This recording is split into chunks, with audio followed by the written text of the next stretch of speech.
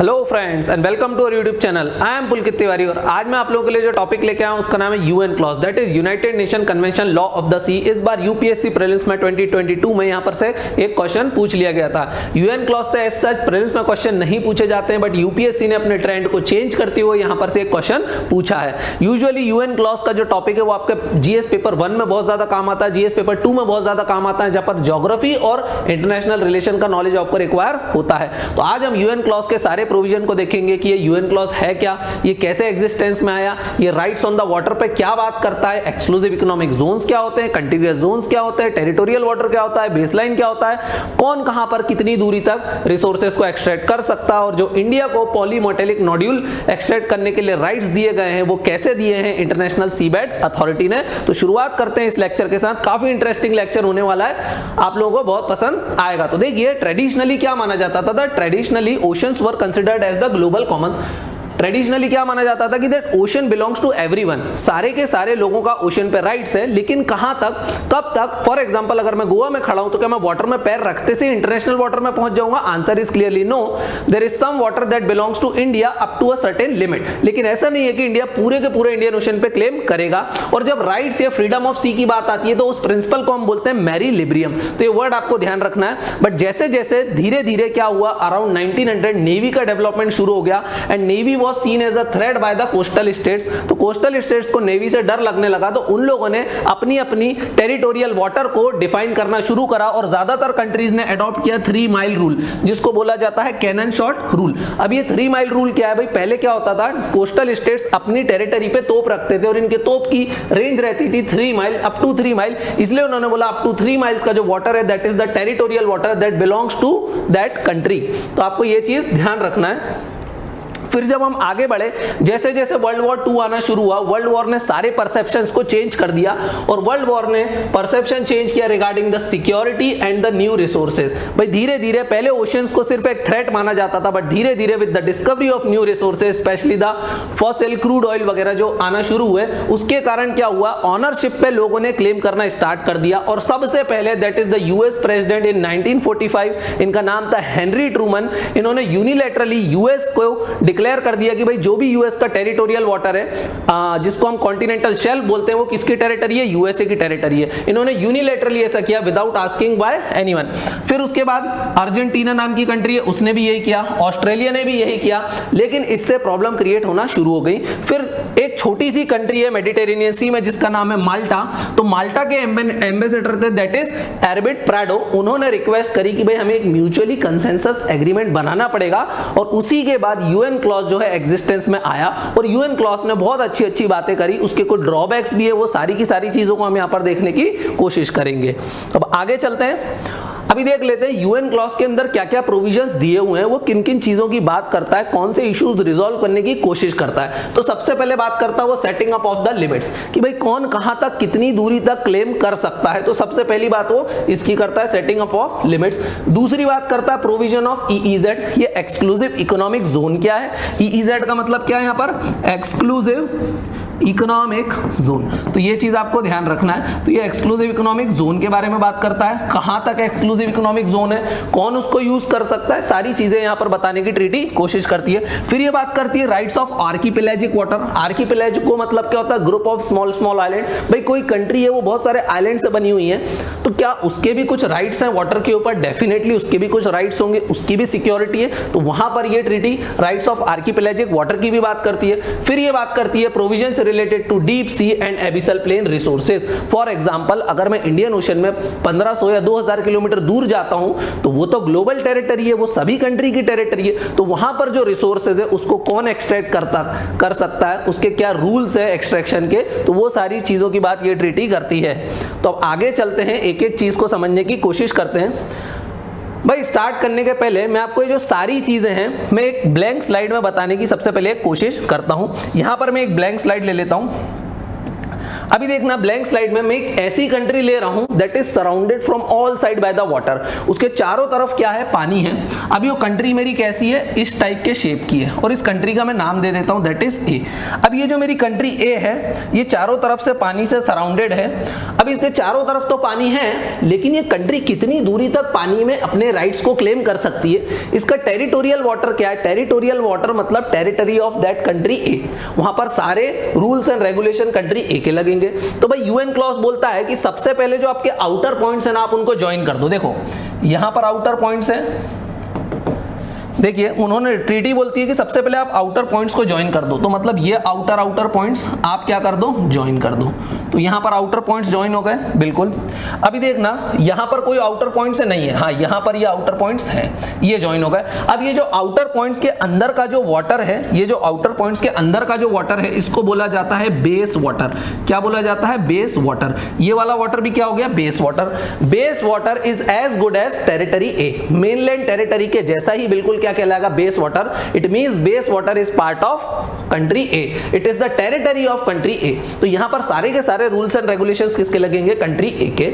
लेकिन base water के बाद क्या भाई, हो सकता है कोई कंट्री ऐसी रेक्टेंगुलर फॉर्म में हो, अब इसके पास तो बेस वाटर बनेगा ही नहीं क्योंकि आउटर पॉइंट्स को ज्वाइन नहीं कर सकता है। तो इसका क्या, तो फिर बोला गया कि भाई ठीक है, बेस वाटर के बाद up to next 12 nautical miles, 12 nautical miles मतलब मेजर ऑफ डिस्टेंस रहता है ये, तो 12 नॉटिकल माइल्स तक, बाद में अप टू कितने, 12 नॉटिकल माइल्स तक। तो मैं एक लाइन खींचना स्टार्ट करता हूं 12 नॉटिकल माइल्स की। तो ये देखिए यही डिस्टेंस जा रहा है from the base line up to 12 nautical miles. तो ये जो अप टू 12 नॉटिकल माइल्स वाला एरिया है, this area of 12 nautical miles, इसको बोला गया टेरिटोरियल वाटर। इसको क्या बोला गया, टेरिटोरियल वाटर।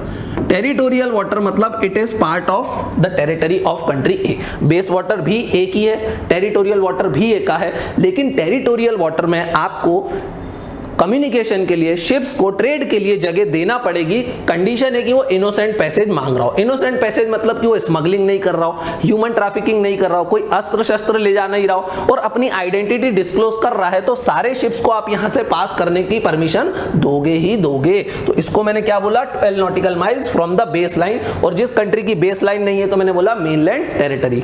अब उसके बाद क्या भाई, मान लो किसी ने पायरेसी करी, कोई क्राइम कर दिया, भाग रहा है आपकी टेरिटरी से, territorial water belongs to country A. अगर उसने क्राइम करके भाग रहा है तो मैं उसे चेस कर सकता हूं कि नहीं, उसे अरेस्ट कर सकता हूं कि नहीं, आंसर इज यस, आप उसको अरेस्ट भी कर सकते हो।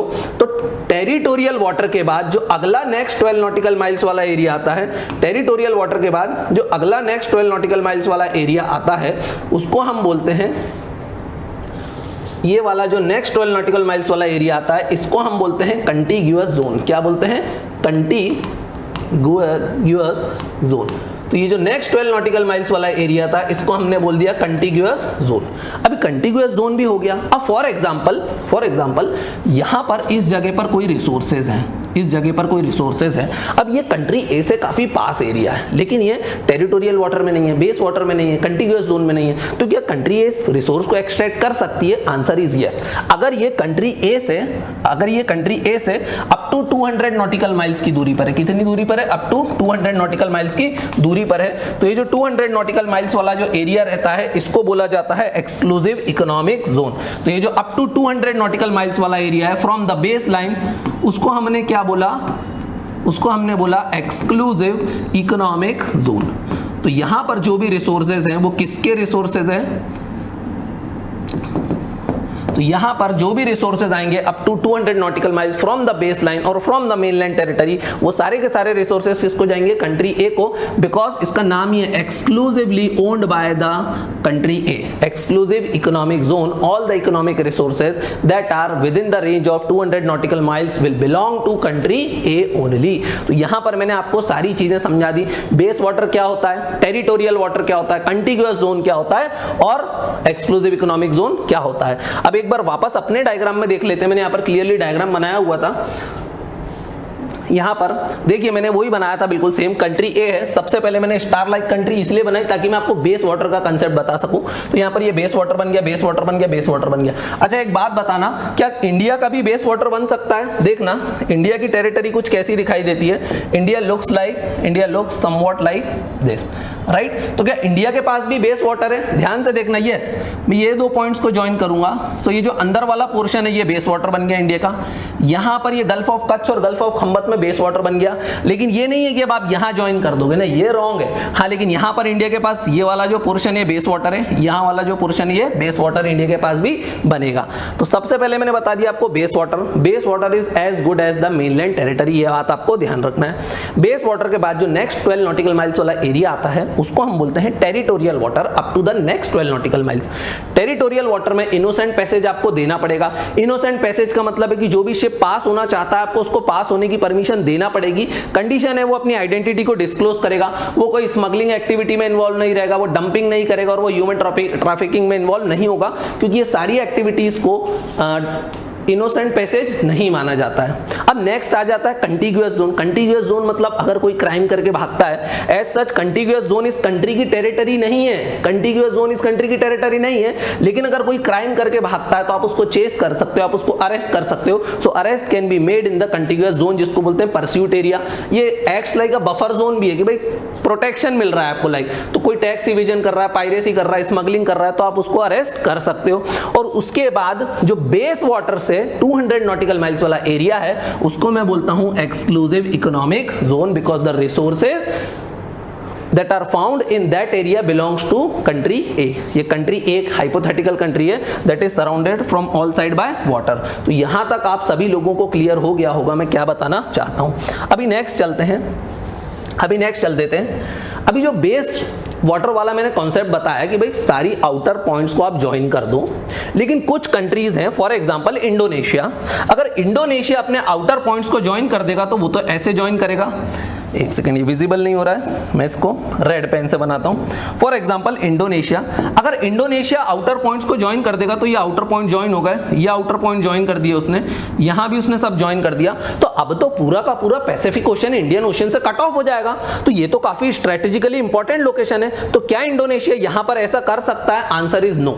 अगर कोई बहुत ज्यादा स्ट्रेटेजिकली इंपॉर्टेंट लोकेशन है, for example straits means narrow water body connecting two large water bodies, तो वहां पर आप ये बेस लाइन वाला कंसेप्ट अप्लाई नहीं कर सकते हो। So concept of transit passage जिसको बोला जाता है कि अगर आपको ट्रांजिट या फिर ट्रेड वगैरह के लिए जो एरिया बहुत ज्यादा इंपॉर्टेंट है तो वहां पर आप ये रूल्स एप्लीकेबल नहीं कर सकते हो। So strategically important for trade and security. तो यहां से आपको इवन मिलिट्री व्हीकल को भी पास होने की परमिशन देना पड़ेगी। हाँ, लेकिन यह है कि मिलिट्री व्हीकल कोई थ्रेटनिंग पोस्चर अडॉप्ट नहीं करेगा, वो एक डेजिग्नेटेड स्पीड से यहां से पास ऑन हो जाएगा विदाउट डिस्क्लोजिंग इट्स आइडेंटिटी। तो ये बात आपको ध्यान रखना है। सो concept of innocent passage is not applicable in this type of area which are strategically important। For example यहां पर देख लेते हैं that is मकासर स्ट्रेट। अब यहां से बहुत ज्यादा ट्रेड पास होता है, तो यहां पर कोई भी आप कंसेप्ट को अप्लाई नहीं कर सकते, although it is part of Indonesia, Borneo, Malaysia, लेकिन आप यहां पर कोई भी टाइप का रूल अप्लाई नहीं करोगे क्योंकि मकासर स्ट्रेट से बहुत ज्यादा ट्रेड पास होता है। For example Sunda strait between this Sumatra and Java, ये नीचे वाला आइलैंड है जावा, ऊपर वाला है सुमात्रा। तो ये जावा और सुमात्रा के बीच में जो है सुंडा स्ट्रेट, यहां पर भी आप कोई रूल्स अप्लाई नहीं कर सकते हो। For example Bab al Mandeb that is entry to the Red Sea. Red Sea जाना है बाब अल मंडप से, तो ऐसा नहीं है कि यमन बोल देगा या जिबौती नाम की छोटा सा देश बोल देगा कि ये तो हमारी टेरिटरी है, नहीं। यहां पर भी होर्मुज स्ट्रेट है, तो ऐसा नहीं है कि ईरान इस पे क्लेम कर देगा, नहीं। क्यों? क्योंकि यहां पर आपको पैसेज तो देना ही पड़ेगा। फॉर एग्जांपल जिब्राल्टर स्ट्रेट, तो वहां पर यूके क्लेम नहीं कर सकता कि हम मेडिटेरेनियन में किसी को एंट्री नहीं देंगे। तो ये आपको ध्यान रखना है कि जो स्ट्रेटेजिकली इंपॉर्टेंट लोकेशन है वहां पर ये बेस लाइन वाले कॉन्सेप्ट अप्लाई नहीं होते हैं। अब आगे चलते हैं, अब देख लेते हैं राइट्स ऑफ आर्कीपेलाजिक वाटर। आर्कीपेलागो का मतलब होता है group of small small islands. अब ये जो छोटे छोटे आइलैंड्स है, क्या इनके पास भी कुछ राइट्स हैं? डेफिनेटली उनके पास भी राइट्स हैं। तो वहां पर छोटे छोटे आइलैंड है, वो बहुत सारी छोटे छोटे अलग अलग है। फॉर एग्जाम्पल मालदीव्स ही हमारे पास है, तो वो क्या करेगा? तो उसको बोलते हैं कि भाई आप तो बेस लाइन बनाओ, आउटर पॉइंट्स को ज्वाइन करो, आउटर पॉइंट्स को ज्वाइन करो, और ये जो अंदर वाला वाटर है that is your archipelagic water. Archipelagic water मतलब ये आप ही का वाटर है, इंटरनल वाटर है, it is like base line. उसके बाद आप सारे लाइंस खींचोगे, उसके बाद आप टेरिटोरियल वाटर खींचो, कंटिग्यूअस जोन खींचो और एक्सक्लूसिव इकोनॉमिक जोन को भी ड्रॉ कर लो। So allowed to demarcate their base line on the basis of outermost island. और जो भी वाटर आउटर लाइन के अंदर रहता उसी को हम क्या बोलते हैं, archipelagic water. So rights of innocent passage यहाँ पर अप्लाई होते हैं। ऐसा नहीं है कि हर कोई शिप यहाँ पे एंटर नहीं कर सकते, सिर्फ इनोसेंट पैसेज के लिए ही शिप यहाँ पर एंटर कर सकता है और वो कोई भी थ्रेटनिंग पोस्चर अडॉप्ट उसको नहीं करना चाहिए। अभी नेक्स्ट चलते हैं। अब अभी तक तो हमने सबके राइट्स देख लिए, कौन कितनी दूर तक क्या क्लेम कर सकता है वो देख लिया, लेकिन What are the provision for deep sea resources and abyssal plains? जो काफी दूर दराज वाले एरिया हैं वहां पर जो रिसोर्सेज हैं उनको एक्सट्रैक्ट करने के लिए क्या रूल्स एंड रेगुलेशंस हैं, ये ट्रीटी उनके बारे में भी कुछ बात करती है। लेकिन जो भी रिसोर्सेज एक्सक्लूसिव इकोनॉमिक जोन के बाहर हैं, मतलब अप टू 200 नॉटिकल माइल से भी ज्यादा दूर हैं, तो उसके लिए एक अथॉरिटी है, एक बॉडी है जिसका नाम है इंटरनेशनल सी बेड अथॉरिटी। तो सारे के सारे डिसीजन फिर ये लेती है। तो ये ट्रीटी बताती है कि जो भी रिसोर्सेज बियॉन्ड 200 नॉटिकल माइल्स हैं that are in the deep sea floor of the ocean, the decision will be taken by the international seabed authority. अब जो भी मेंबर नेशन है, फॉर एग्जांपल इंडिया ही है, इंडिया को इंडियन ओशन से polymetallic nodules को एक्सट्रैक्ट करना था। वो अराउंड 2000 किलोमीटर दूर थे, इंडिया से बहुत ज्यादा दूर थे, उसके एक्सक्लूसिव इकोनॉमिक जोन से भी बाहर थे, लेकिन उसको एक्सट्रैक्ट करना था पॉलीमेटेलिक नोड्यूल्स को, तो उसको परमिशन लेना पड़ेगी किससे, इंटरनेशनल सीबेड अथॉरिटी से। सो मेंबर नेशन जो भी एक्सट्रैक्ट करना चाहता है रिसोर्सेज को, it has to first registered as a pioneer investor. भाई अगर आपको रिसोर्सेज निकालना है इंटरनेशनल वाटर से, तो सबसे पहले आपको इंटरनेशनल सीबेड अथॉरिटी में as a pioneer investor register करना पड़ेगा ही पड़ेगा। और अगर आप वहां से रिसोर्सेज निकालोगे तो वो तो इंटरनेशनल रिसोर्सेज हैं, क्यों, क्योंकि वो इंटरनेशनल वाटर्स हैं। तो इवन लैंडलॉक कंट्री के साथ भी आपको उन रिसोर्सेज को शेयर करना पड़ेगा। ऑब्वियस है इक्वली तो नहीं करोगे आप, क्योंकि जब मैन एंड मशीनरी पावर सारा आप लगा रहे हो तो उनको भी उसका कुछ ना कुछ पोर्शन देना पड़ेगा। यही इस ट्रीटी की इतनी ब्यूटी है कि इतने प्रॉपर तरीके से सारी चीजों को डिफाइन करने की कोशिश करती है। तो अभी तक पूरे वर्ल्ड में केवल और केवल कितने ऐसे पायोनियर इन्वेस्टर हैं, दैट आर 7 इन नंबर्स। तो वो कौन कौन से हैं, तो सबसे पहले मेरा भारत महान इंडिया भी एक पायोनियर इन्वेस्टर है, क्योंकि इंडिया का नाम भी कहां लिखा हुआ है, पायोनियर इन्वेस्टर की लिस्ट में इन इंटरनेशनल सीबेड अथॉरिटी। फिर है रशिया, चाइना, फ्रांस, जापान। तो रशिया भी है, चाइना भी है, फ्रांस है, जापान है। नॉर्थ कोरिया, ये देखिए एक्सपेक्ट नहीं है but North Korea is also a pioneer investor. और लास्ट है आईएमओ। आईएमओ का मतलब है inter ocean joint metal organisation. IMO का मतलब क्या है, inter ocean joint metal organisation. It is for the private parties. भाई जो कंट्रीज यहां नहीं है, हो सकता है मुकेश अंबानी को रिसोर्स एक्सट्रैक्ट करना हो, तो वो किससे थ्रू करेगा, तो वो आईएमओ को बोलेगा कि आप पायोनियर इन्वेस्टर हो, मेरा नाम लिखवाओ और मुझे परमिशन वहां से अलाउ करवाओ। तो यहां पर मैंने बताया कि जो भी प्रोविजन है डीप सी रिसोर्सेज के, उसके लिए क्या प्रोविजन यहां पर दिए हुए हैं। अब बात कर लेते हैं डिस्प्यूट सेटलमेंट की। भाई मान लो कोई कंट्री है, दो कंट्री है, फॉर एग्जांपल मैं यहां पर एक एग्जांपल से बता देता हूं आपको। यहां पर ये है इंडिया, इंडिया का नेबर है बांग्लादेश। ओके, फॉर एग्जांपल यहां से ये बांग्लादेश आ जाता है। अभी भाई इंडिया बोलेगा कि जो मेरी टेरिटरी है, इंडिया अपनी लाइन कैसे ड्रॉ करेगा, देखना, इंडिया बोलेगा ये मेरी टेरिटरी की लाइन है, और बांग्लादेश भी यहां पर बोलेगा ये मेरी टेरिटरी की लाइन है। तो ये वाला जो एरिया है that is overlapping by both the countries, इस केस में तो डिस्प्यूट हो जाएगा। तो कौन यहां से रिसोर्स एक्सट्रैक्ट करेगा, क्योंकि तो दोनों का एक्सक्लूसिव इकोनॉमिक जोन है। यहां पर आ जाता है श्रीलंका, तो भाई श्रीलंका और इंडिया का एक्सक्लूसिव इकोनॉमिक जोन ये वाले एरिया में तो ओवरलैप करेंगे, तो यहां पर तो डिस्प्यूट क्रिएट हो जाएगा। तो इस केस में ट्रीटी क्या करती है, तो इस केस में ट्रीटी कुछ नहीं करती है, इस केस में ट्रीटी साइलेंट हो जाती है। तो ये ट्रीटी साइलेंट हो जाती है in case of disputes. Okay, तो यहां पर डिस्प्यूट सेटलमेंट मैकेनिज्म की अपन अब बात कर लेते हैं। अभी सबसे बड़ी खामी इस ट्रीटी की ये है कि ट्रीटी को आपको पूरा as a package deal sign करना पड़ता है। इसका मतलब क्या है, भाई देखो ट्रीटी में बहुत सारे प्रोविजन है, बहुत सारे प्रावधान दिए हुए हैं, तो आप सिलेक्टिव नहीं हो सकते कि आप चूज नहीं कर सकते कि मुझे ये प्रोविजन ओके, ये वाला नहीं है, ये वाला ओके, ये वाला नहीं है। Either you sign the treaty as a whole as a package और you don't sign the treaty. So the treaty can be signed and ratified as a package deal, you can not be selective. Okay, फिर दूसरी बात आ जाती है bilateral negotiations की। Bilateral negotiation मतलब अगर दो कंट्री के बीच डिस्प्यूट्स है, अगर वो लोग नेगोशिएशंस कर रहे हैं और अगर उनके नेगोशिएशंस फेल हो जाते हैं, तभी आप थर्ड पार्टी आर्बिट्रेशन को अपॉइंट कर सकते हो, तभी आप थर्ड पार्टी को मध्यस्थता के लिए ला सकते हो।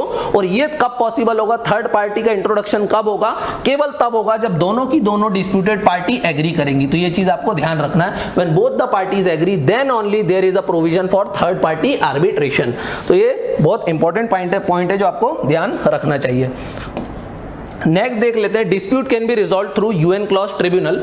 अगर डिस्प्यूट है तो आप यूएन क्लॉज में ट्रिब्यूनल भी बनवा सकते हो, लेकिन ट्रिब्यूनल सिर्फ और सिर्फ कब बनेगा? Again when both the parties agree. जब दोनों पार्टी एग्री करेंगी तभी ट्रिब्यूनल का फॉर्मेशन हो सकता है। क्या आप आईसीजे जा सकते हो, इंटरनेशनल कोर्ट ऑफ जस्टिस जा सकते हो? हाँ, आप आईसीजे जा सकते हो, लेकिन इस प्रॉमिस पे दोनों पार्टी को प्रॉमिस करना पड़ेगा कि आईसीजे जो भी डिसीजन देगा उससे दोनों ऑब्लिक करेंगे, ऑब्लिजेंस करेंगे, तभी आप कहां जा सकते हो? आईसीजे। और ये बहुत ही rarest of the rare cases में होता है, तो ये चीज आपको ध्यान रखना है। अब लास्ट और इसको कंक्लूड करते हुए मैं बता देता हूं, UNCLOS can not deal with the dispute related to the ownership of land और island territory and the consequent maritime dispute. UNCLOS किसी भी टाइप के लैंड डिस्प्यूट से डील नहीं करता। अगर दो कंट्री के बीच लैंड डिस्प्यूट हो गया है या कोई आइलैंड डिस्प्यूट हो गया है तो उसमें यूएन क्लॉज साइलेंट ही रहने वाला है, उसमें वो कोई भी बात नहीं बोलेगा।